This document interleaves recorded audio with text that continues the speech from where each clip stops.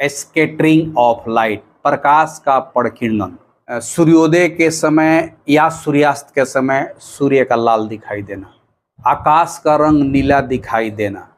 कि सूर्योदय या सूर्य के समय सूर्य लाल क्यों दिखाई देता है, आता है ना क्वेश्चन। अब यहाँ आकर क्लियर हो गया।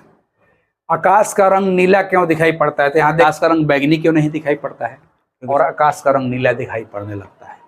उस अंतरिक्ष में तब कौन कलर दिखाई देगा, वहां तो कोई स्कैटरिंग होता ही नहीं है। 24 आवर अंधेरा होने के कारण वह ऐसा जगह है जहाँ 24 आवर तारे दिखाई देंगे, क्योंकि हम अंतरिक्ष में दिन में भी यानी कि 24 आवर तारे दिखाई देते हैं। क्यों?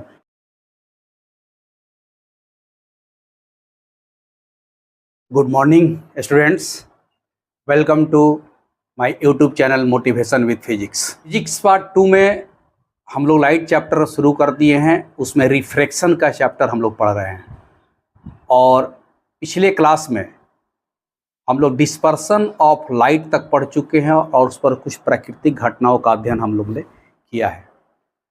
डिस्पर्सन ऑफ लाइट पर आधारित एक घटना हम लोग ने पढ़ी कि प्राकृतिक में इंद्रधनुष कैसे बनता है आकाश में।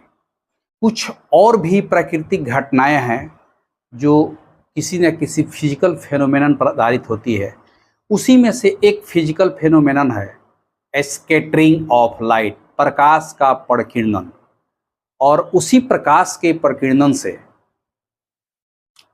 बहुत सी प्राकृतिक घटनाएं घटती है, जैसे सूर्योदय के समय या सूर्यास्त के समय सूर्य का लाल दिखाई देना, आकाश का रंग नीला दिखाई देना, अंतरिक्ष में 24 आवर तारे का दिखाई देना।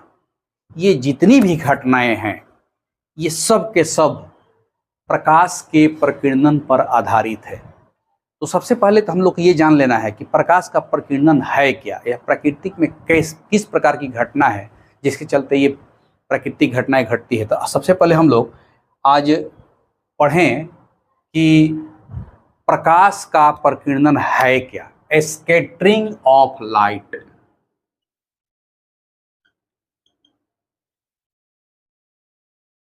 स्कैटरिंग ऑफ लाइट, इसका हिंदी होता है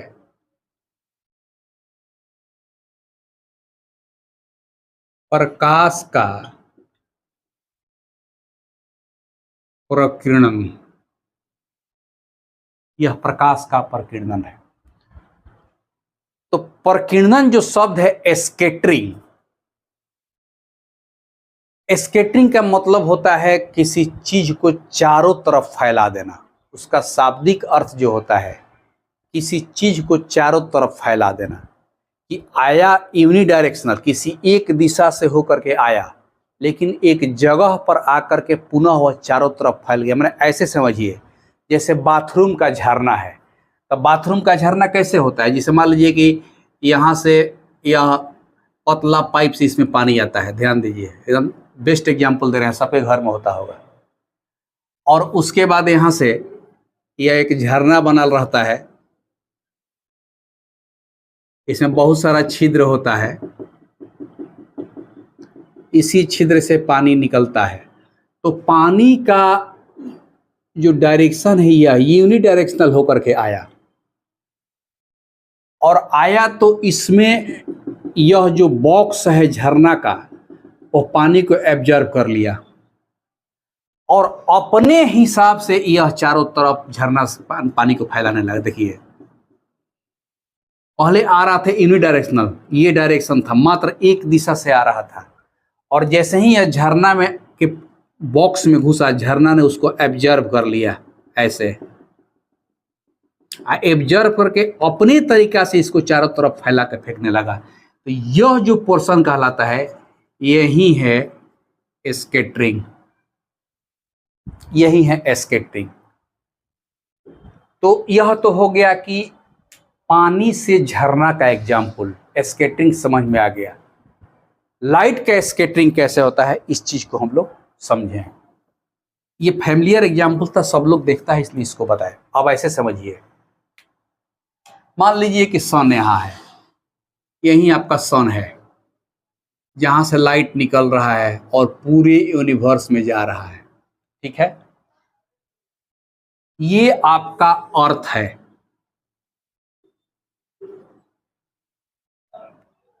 और अर्थ का ग्रेविटेशन यहां तक है, मान लीजिए,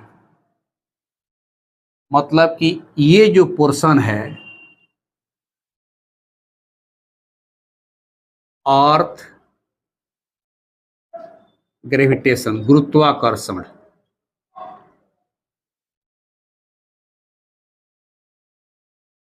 तो जाहिर सी बात है कि जितना दूर तक अर्थ का गुरुत्वाकर्षण है उतना ही दूर तक ये वायुमंडल होगा। हम लोग पहले से जानते हैं वायुमंडल इतना ही दूर तक वायुमंडल होगा। इसके ऊपर यह स्पेस है, अंतरिक्ष। अंतरिक्ष जहां से सूर्य की किरणें चलती है, तो सूर्य की किरणें हम तक जो पहुंचती है तो पहले लंबा समय तक वह अंतरिक्ष में ट्रेवल करती है। मान लीजिए कि सूर्य का कोई एक किरण आया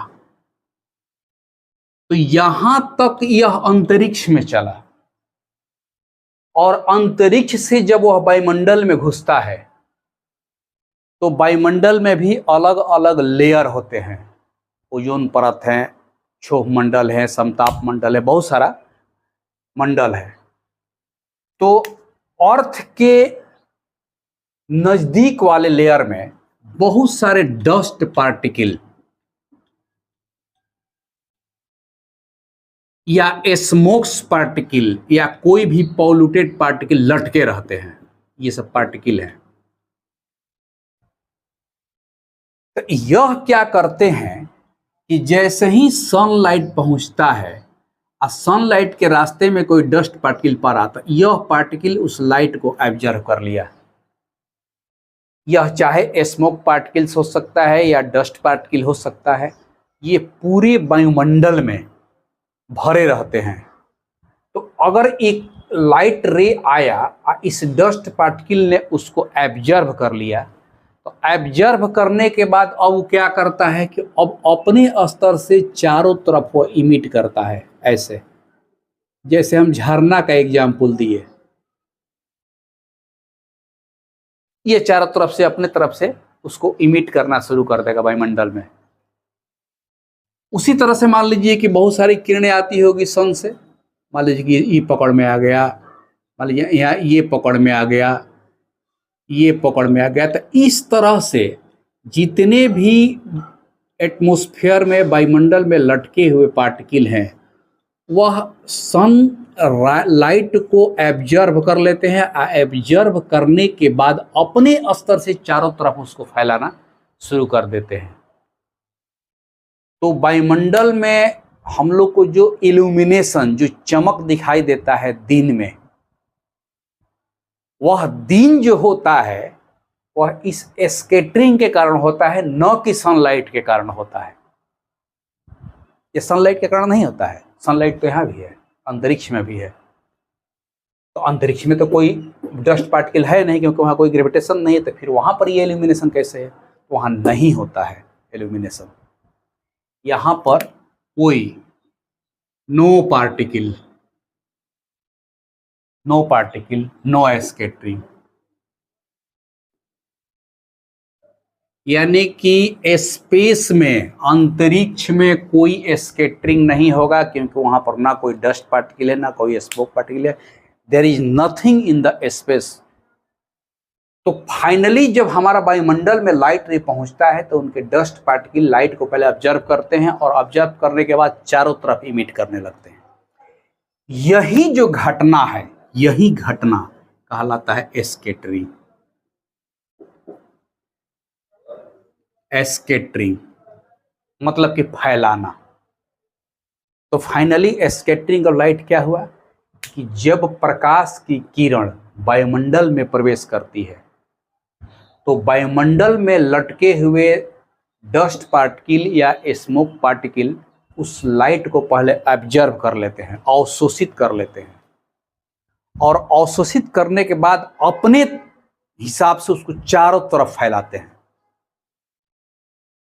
इसी घटना को कहा जाता है स्कैटरिंग। तो सनलाइट दिन में जब हमारे वायुमंडल में पहुंचता है तो जो यह इल्यूमिनेशन दिखाई देता है वह केवल और केवल लाइट रे के कारण नहीं दिखाई दे रहा है, इस स्कैटरिंग के कारण दिखाई दे रहा है, इस स्कैटरिंग के कारण दिखाई दे रहा है। यहाँ पर नहीं स्कैटरिंग होता है। तो यहाँ पर जब स्कैटरिंग नहीं होता है तो इस अंतरिक्ष में हमेशा अंधेरा रहता है। जब वहां स्कैटरिंग नहीं होगा, लाइट चारों तरफ फैलेगा ही नहीं, तो हमेशा अंधेरा होगा। तो यहां दो बातें स्पष्ट हो गई कि सन से जब किरणें चलती है तो बहुत लंबा दूरी तक अंतरिक्ष में रहती है, उसके बाद वायुमंडल में प्रवेश करती है, तब वायुमंडल में दिन हो जाता है। लेकिन यह स्पेस ऐसा जगह है जहां पर कोई पार्टिकल नहीं है, तो जब कोई पार्टिकल नहीं है तो स्कैटरिंग नहीं होगा, तो वहां पर हमेशा अंधेरा ही अंधेरा नजर आएगा। कि स्कैटरिंग मुख्य रूप से क्या है कि सनलाइट को जब डस्ट पार्टिकल या स्मोक पार्टिकल ऑब्जर्व करते हैं और ऑब्जर्व करके अपने तरफ से चारों तरफ इमिट करना, चारों तरफ उत्सर्जित करना शुरू करते हैं, तो उस घटना को हम लोग कहते हैं स्कैटरिंग। अब यह स्कैटरिंग किन किन बातों पर निर्भर करता है, यहाँ देखिए। डिपेंडेंसी माने कि नंबर 1, पहले स्कैटरिंग के बारे में जानिए। कहता है कि स्कैटरिंग डायरेक्टली परफॉर्म तो 1/, देखिए, वेवलेंथ के पावर 4, माने कि inversely proportional to wavelength to the power 4। माने शॉर्ट में अगर ऐसे लिखते हैं, स्कैटरिंग को एस से लिख दीजिए, एस सी से, तो ये प्रोपोर्शनल टू 1/λ के पावर 4। लैम्डा जो होता है यह वेवलेंथ होता है, तरंग दैर्घ्य, क्योंकि कोई भी लाइट चलता है तो उसमें 2-3 चीजें होती है। वेवलेंथ, देखिए आगे पढ़ने को मिलेगा, वेवलेंथ, फ्रीक्वेंसी,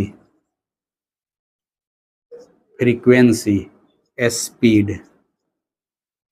तो यह तो सब में सेम होता है, चाहे लाइट का रे को भी हो, कोई भी कलर, जैसे 7 कलर सन का होता है ना, बैंगनी, नीला, आसमानी, हरा, पीला, नारंगी और लाल, तो उसमें वेवलेंथ और फ्रीक्वेंसी जो होता है सब लाइट का अलग अलग होता है, लेकिन स्पीड सेम होता है। ठीक है, तो जिसका वेवलेंथ ज्यादा होगा उसका फ्रीक्वेंसी कम होगा, और जिसका वेवलेंथ कम होगा उसका फ्रीक्वेंसी ज्यादा होगा। अब जैसे मान लीजिए कि कोई लाइट रे ऐसे चल रहा है, ऐसे एक लाइट रे ऐसे चल रहा है इस तरह से, तो इसका वेवलेंथ ज्यादा है लेकिन फ्रीक्वेंसी कम है। इसका वेवलेंथ कम है लेकिन फ्रीक्वेंसी ज्यादा है। फ्रीक्वेंसी का मतलब कि 1 सेकंड में कितना बार ऊपर नीचे अपना सर्किल पूरा किया, ये कहलाता है। वेवलेंथ का मतलब होता है कि 2 उठा हुआ भाग माने शीर्ष, या 2 धंसा हुआ भाग यानी गर्त, तो 2 शीर्ष या 2 गर्त के बीच की दूरी, तो यह दूरी बड़ा कब होगा, जब वह ऐसे धीरे धीरे चलेगा, फिर कम फ्रीक्वेंसी में। तो यह दिमाग में बैठा लेना है कि वेवलेंथ और फ्रीक्वेंसी ही एक दूसरे में कन्वर्ट होता है। वेवलेंथ अगर लंबा है तो फ्रीक्वेंसी कम, और फ्रीक्वेंसी अगर ज़्यादा है तो वेवलेंथ कम। ये दिमाग में बात बैठा कर रखना है। आगे जब हम लोग वेवलेंथ और फ्रीक्वेंसी की का कॉन्सेप्ट पढ़ेंगे तो उसमें ये बात सामने आएगी। तो कहता है कि स्कैटरिंग जो है 1/λ के पावर 4 है, मतलब कि जिस तरंग का, जिस लाइट का तरंग दैर्घ्य ज़्यादा होगा उसका स्कैटरिंग कम होगा। स्कैटरिंग कम होने का मतलब क्या हुआ, वह डस्ट पार्टिकल उसको पकड़ नहीं पाएगा, संभावना कम रहती है पकड़ाने का, वह दूर तक पहुंच जाएगा। अब मान लीजिए कि ये चला डस्ट पार्टिकल पकड़ा गया, तो अब उसका फिगर बना करके हम आपको इसे दिखा रहे हैं। अब इसको हम मिटा रहे हैं, ये आप समझ गए होंगे।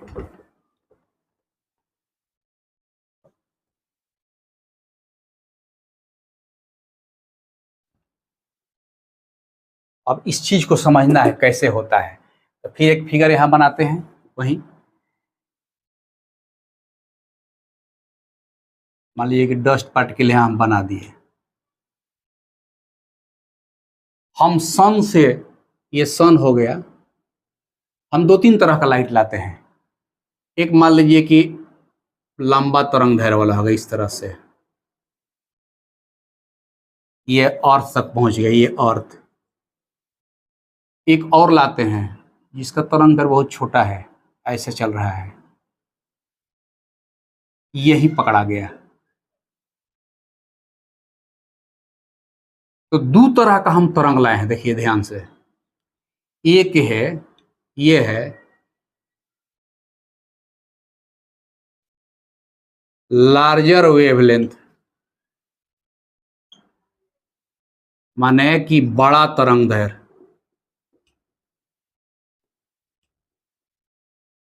दैर्घ्य, लो फ्रीक्वेंसी माने कम आवृत्ति, ठीक है, इस तरंग का। और यह जो तरंग लिए हैं यह है स्मॉलर वेवलेंथ, माने कि छोटा तरंग दैर्घ्य, छोटा तरंग दैर्घ्य। इसका हाई फ्रीक्वेंसी है, हाई फ्रीक्वेंसी, उच्च आवृत्ति। हम दो तरह का लिए हैं लाइट।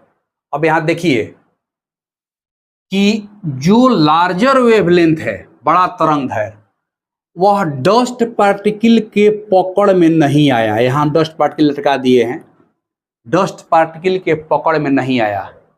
तो जब डस्ट पार्टिकल के पकड़ में नहीं आया तो यह चलते चलते अर्थ के सरफेस तक पहुंच गया। और एक छोटा वेवलेंथ जो चल रहा है वह डस्ट पार्टिकल के पकड़ में आ गया। तो जब पकड़ में आ गया तो अब यह ऊपर में ही स्कैटर्ड हो जाएगा, यह अर्थ के सरफेस तक पहुंचना उसका लिए संभव नहीं है। ये देखिए, अगर दूर है तो यह स्पष्ट हो गया कि जिसका तरंग दैर्घ्य वेवलेंथ जितना ही छोटा होगा उसका स्कैटरिंग ज्यादा होगा, और जिसका तरंग दैर्घ्य बड़ा होगा उसका स्कैटरिंग कम होगा, मतलब पकड़ में नहीं आएगा। तो अब यहाँ पर एक सबसे यह इंपॉर्टेंट रिजल्ट आपके सामने आया कि सूर्य की जो श्वेत किरणें होती है वह 7 रंगों का मिश्रण होती है। तो जो हम लोग बनाए थे 7 रंग प्रिज्म में, यहाँ पर कौन कौन था, कैसे था जी? तो यहाँ था, ऐसे देखिए शॉर्ट में लिखते थे ऐसे, बैगनी, नीला, आसमानी, हरा, पीला,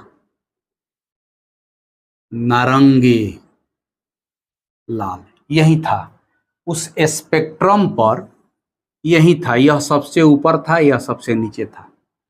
तो अब इन 7 रंगों में हम लोग को जान लेना है कि ये 2 चीजें होती है, कौन कौन? वेवलेंथ एंड फ्रीक्वेंसी, किसका कम किसका ज्यादा होता है। तो यह जो पोर्शन होता है लाल, इसका वेवलेंथ सबसे ज्यादा होता है। यह सबसे अधिक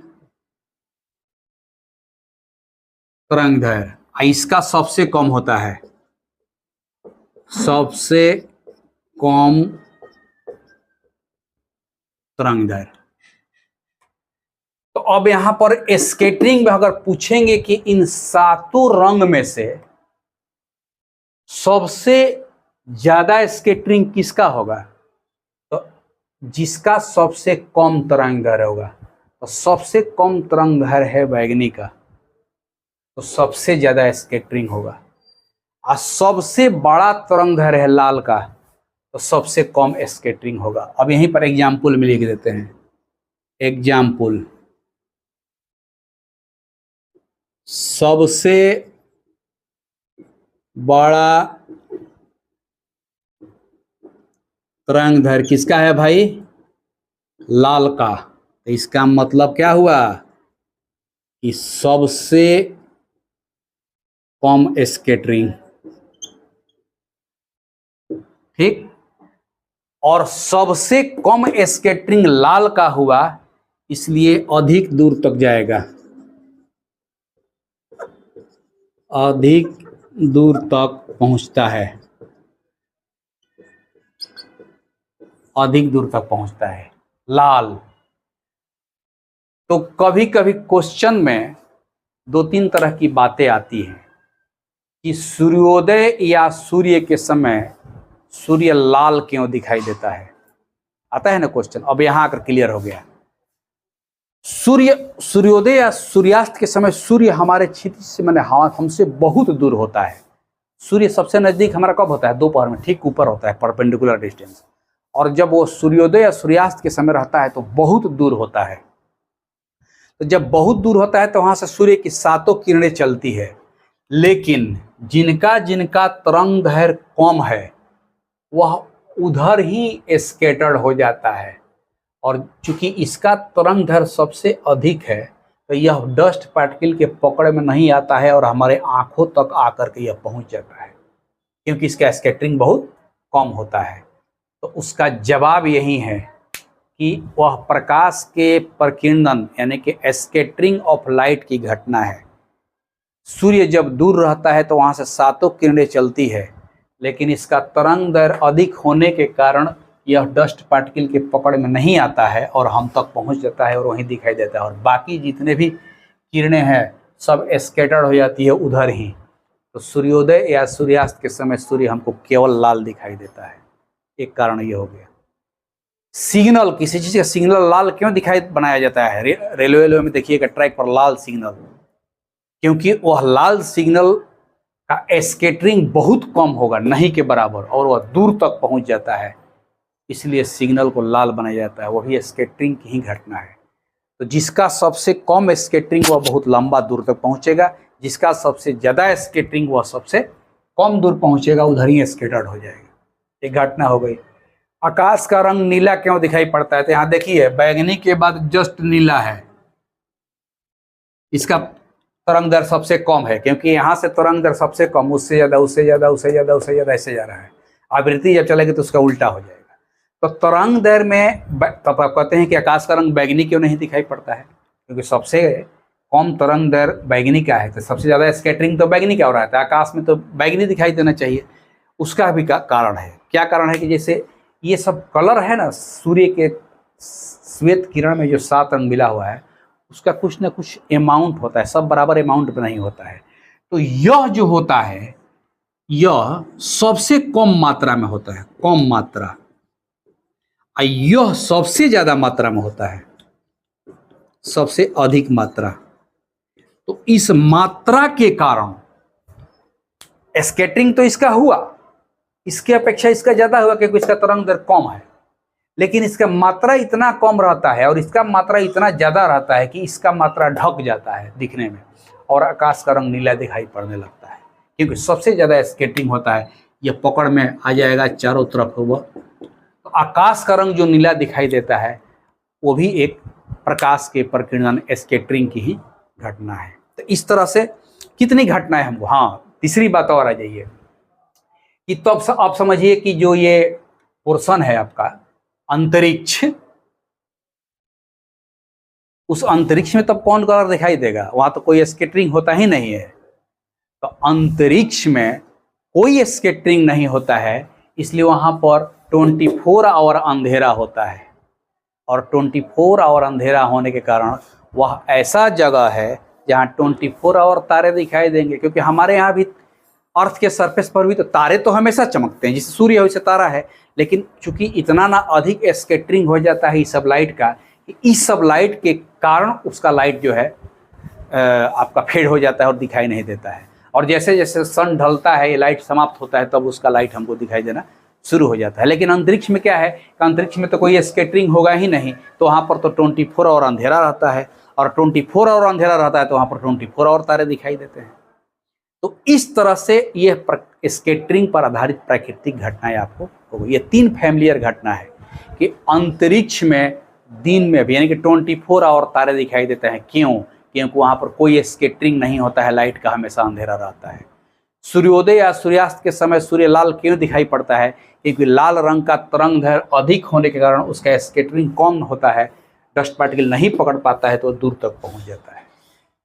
लाल रंग को सिग्नल के रूप में प्रयोग क्यों किया जाता है? क्योंकि उसका स्कैटरिंग बहुत कम होता है और लंबा दूरी तय कर लेता है, वो आंखों में दिखाई पड़ जाता है। आकाश का रंग नीला क्यों दिखाई पड़ता है? क्योंकि आकाश में नीला रंग का मात्रा सबसे ज्यादा है और तरंग दैर्घ्य कम होने के कारण उसका सबसे ज्यादा स्कैटरिंग ऊपर में हो जाता है, इसलिए आकाश का रंग नीला दिखाई देता है। इस तरह से ये जो घटनाएं हैं ये सब स्कैटरिंग ऑफ लाइट पर है। और स्कैटरिंग ऑफ लाइट का यही फॉर्मूला है कि scattering is inversely proportional to lambda to the power 4। ये वेवलेंथ कहा जाता है तरंग दैर्घ्य लैम्डा को। जिसका तरंग दैर्घ्य ज्यादा उसका स्कैटरिंग कम, जिसका तरंग दैर्घ्य कम उसका स्कैटरिंग ज्यादा। ये था कॉन्सेप्ट आपका स्कैटरिंग का और स्कैटरिंग पर आधारित प्राकृतिक घटनाओं का। अगर ये आपका टॉपिक अच्छा लगा, आपको समझ में आया, पसंद आया, तो आप इस चैनल को अब तक सब्सक्राइब नहीं किया तो सब्सक्राइब कर लीजिए, लाइक कीजिए और अधिक से अधिक लोगों में शेयर कीजिए। आज का क्लास बस इतना ही। नमस्कार।